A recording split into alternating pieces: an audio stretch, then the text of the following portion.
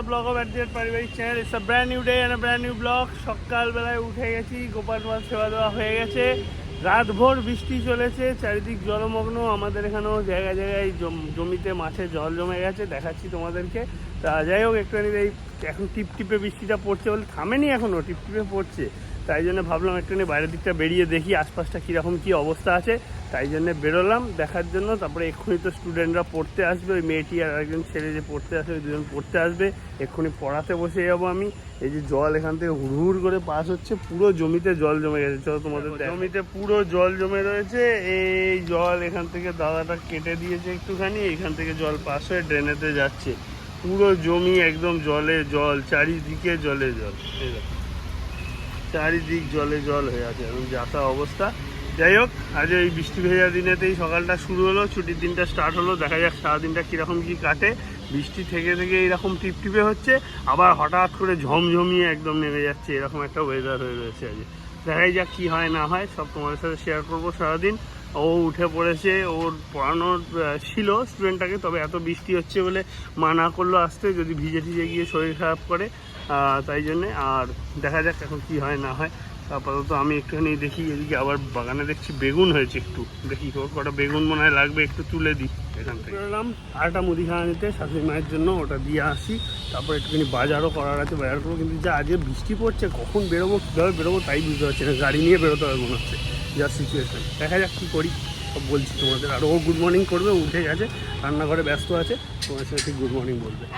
আমার good morning এখন শুরু করছি, কিছু করার নেই। ও সকালে উঠে তো দেখিয়ে তোমাদের সাথে মর্নিং করেছে, তারপর পড়াতে বসে গেছে। আমি রান্নাঘরের দিকে চলে গেছিলাম, বিছনাবাটি কোনো রকম তুলেছি, ভালোভাবে তোলাও হয়নি, চাদরটা তো লাট লাট হয়ে আছে। তো যাই হোক, ওগুলো ঠিক করবো। আর রান্নাঘরে অনেকটা কাজ এগিয়ে ফেলছি, কারণ প্রচণ্ড মুষলধারে বৃষ্টি পড়ছিল। সকালে আমার পড়ানো ছিল একজনকে, সুমিতের আসার কথা ছিল, কিন্তু এত মেঘ ডাকছিল আর বৃষ্টি হচ্ছিল। ওর আবার আজকে 11টা থেকে পরীক্ষা আছে। আমি আর ওই জন্য রিস্ক নিলাম না। মাকে ফোন করে বললাম যে এখন আর পাঠিও না, বাই চান্স যদি বৃষ্টিতে কমলো কি আসলো, বা যাওয়ার সময় তাড়াতাড়ি ছেড়ে দিতে হবে। এইবারে যদি 8:30টায় আসার কথা ছিল, তাহলে মিনিমাম পড়াটা ধরে যদি ওই সময় যদি মুষলধারে বৃষ্টি আটকে যায়, অবস্থা খারাপ হবে। আর বৃষ্টিতে যদি জ্বর টর হয়, এখন অব্দি সোমবার অব্দি পরীক্ষা আছে, আজকে আছে ও সোমবার আছে। সুতরাং আমি বললাম এখন আর পাঠাতে হবে না, ও পড়ুক, ভালোভাবে পড়ুক। আমার এমনি সব রিভিশন কোর্স করা আছে, ধরাও আছে, একটু বাকি ছিল। আমি আমার মাকে বললাম তুমি যদি পারো টাইম পেলে করে দিও, নইলে থাক, ও ঠিক করে দেবে। কারণ আসার কথা ছিল, সেই ভয়ে পড়াটা যদি একদম কালকেই মানা করে দিতাম, তাহলে আর ফাঁকিবাজিটা করতো। তো সেই নিয়ে নিশ্চিন্তা আছে। এমনিও যথেষ্ট পড়াশোনায় ভালো, এই যা হয় আর কি। কিন্তু আমার কাছে সাবজেক্টগুলো পড়লেই তো হবে না। আমার বাইরে যারা এবছর থেকে যে দুটো টিচারকে দেওয়া হয়েছে, সেখানে গাফিলতিটা একটু বেশি হয়ে যাচ্ছে। এখন কিছুটা টিচারদেরও গাফিলতি থাকে, কোচিংয়ে যাওয়া হয়, তো সেটা নিয়ে ওর মা একটু চিন্তায় রয়েছে, কিছু বলার নেই। কিন্তু আমার সাবজেক্ট ফার্স্ট টার্মেও যেমন ভালো করেছে, সেকেন্ড টার্মটা আশা করছি এবারে নাম্বার একটু বেশি। এদিকে আমার ফোন বাজছে, তো পরে করছি, মনে হয় মা করছে বা কিছু, তো পরে করছি। আর এদিকে রান্নাবান্না অনেকটা এগিয়ে, চলো তাহলে রান্না করে চলো, পড়ি উঠলো, ওকে ব্রেকফাস্টটা দিয়ে।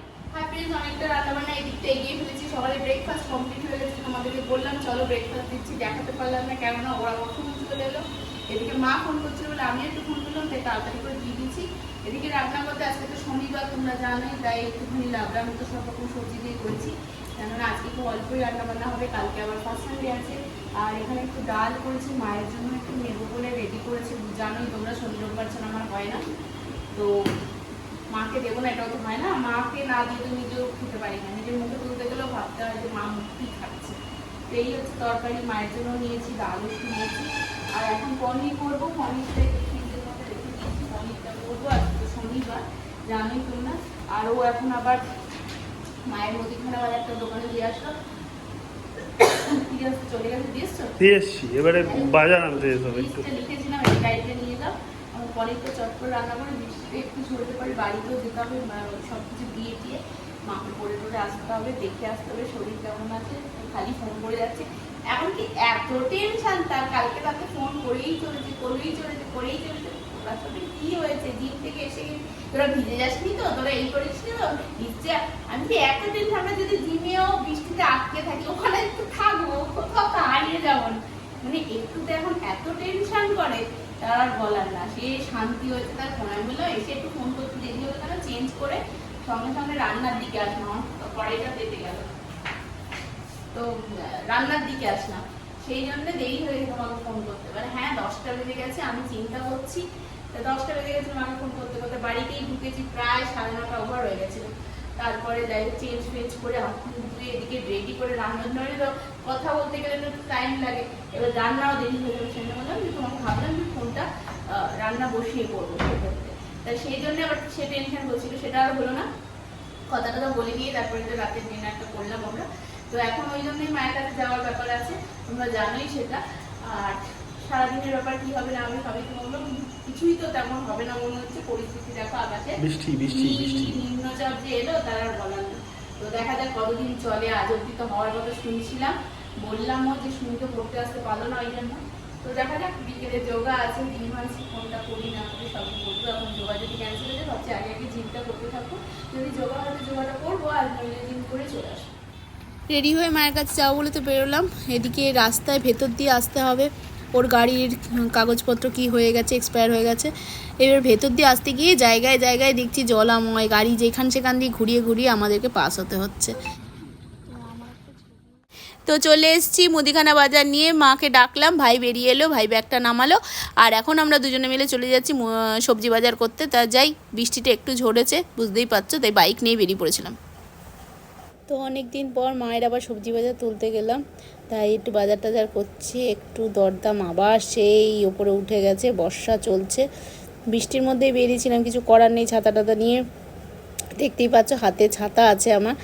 আর এদিকেই কাকুটার দোকানে খুব জিনিসপত্র মোটামুটি সস্তা, তাই নিয়েই চলে এসেছি মায়ের কাছে, মাকে দিয়ে এবার আমরা বেরিয়ে যাব, কারণ আকাশ খুবই ভারাক্রান্ত। বৃষ্টিটা নামার আগেই জাস্ট কোনো রকমের বাড়িতে ঢুকে গেছি টাইম মতো। স্নান টান দুজনে করে নিয়েছি, এবার রান্নাঘরে যাচ্ছি। সবার খাওয়া দাওয়া হয়ে গেছে, ওদিকে আমি খেতে দিয়ে দিয়েছি, এবার আমরা এখন খাবো। তো এখন খাওয়া দাওয়া করে নিই, পরে তোমাদের সাথে কথা বলছি। এখন আপাতত প্রচুর পেটের মধ্যে দুধ দৌড়াচ্ছে, খেয়ে নিয়ে একটু রেস্ট করে নিই, সেটা হয় না সাধারণত। ল্যাব খেয়ে রেস্ট নিয়ে দুজন মিলে বেশ অনেকক্ষণ কাটালাম। আমি একটা ইংলিশ সিনেমাও দেখছিলাম, অনেকটা দেখা হয়েছে, পুরোটা দেখা হয়নি। তা এখন রেডি হয়ে গেছি, দুজনে জিমেতে যাচ্ছি। বৃষ্টিটা যেহেতু থেমেছে, ভাবলাম কামাই করে কোনো লাভ নেই, বাকিরাও আসছে, তো যাই ওখানটা গিয়ে জিম টিম করি। ও যোগা যদি হয় আজ যোগা করুক, করে ঠয়ে নিয়ে তারপর বাড়ি আসবো রাত্রিরে, তারপর তোমার সাথে সব কিছু শেয়ার করছি। আর ওখানেও কী হচ্ছে না হচ্ছে সেটা তো শেয়ার করবোই অবশ্যই, সাথে থাকো, সঙ্গে থাকো।